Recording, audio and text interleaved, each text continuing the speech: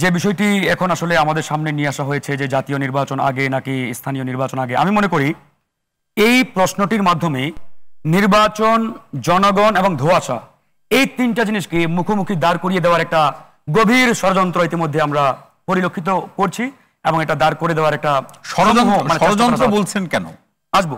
জি দেখেন, এই সরকার ক্ষমতার চেয়ারে বসার পরে গণ অধিকার পরিষদের পক্ষ থেকে আমরাই প্রথমে বলেছিলাম যে সবার আগে স্থানীয় নির্বাচন প্রয়োজন। কেন?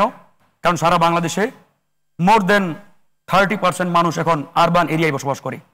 যেহেতু তারা আরবান এরিয়ায় বসবাস করে এবং আমাদের উপজেলা, পৌরসভা, সিটি কর্পোরেশন এসবে কোনো স্থানীয় জনপ্রতিনিধি নেই, সেই জায়গা থেকে এতগুলো মানুষকে আমরা আসলে কষ্টের মধ্যে রাখতে পারি না। সুতরাং এই সরকারের প্রধানতম দায়িত্ব হচ্ছে এই 30% পিপলকে একটা জনপ্রতিনিধির মাধ্যমে, মানে নির্বাচিত জনপ্রতিনিধির আন্ডারে নিয়ে এসে আমাদের যে লাইফলাইন সার্ভিসগুলো রয়েছে এগুলো আওতায় নিয়ে আসা।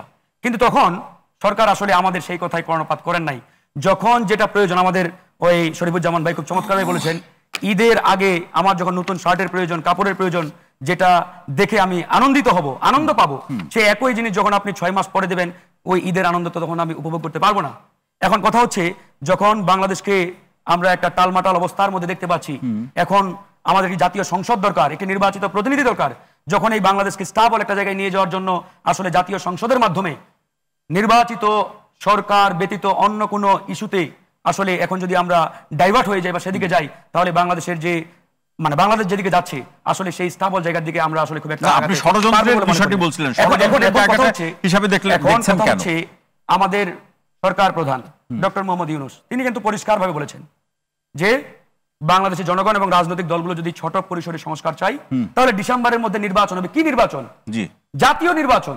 আর যদি তারা বড় পরিসরে সংস্কার চাই, তাহলে পরের বছর জুন জুলাইয়ের দিকে নির্বাচন হবে। প্রধান উপদেষ্টার বক্তব্য ক্লিয়ার। এরপরে জাতীয় ঐক্যমত্য কমিশন হলো, সংস্কার কমিশন হলো, এরা আমাদের কাছে সংস্কার প্রস্তাবনা পাঠালেন, আমরা তার পরিপ্রেক্ষিতে সংস্কার প্রস্তাবের উত্তর দিলাম। সেই প্রস্তাবনাগুলো ইতিমধ্যে সংস্কার কমিশনে জমা হয়েছে, তারা আমাদের ডেকেছিলেন, আমরা বৈঠক করেছি।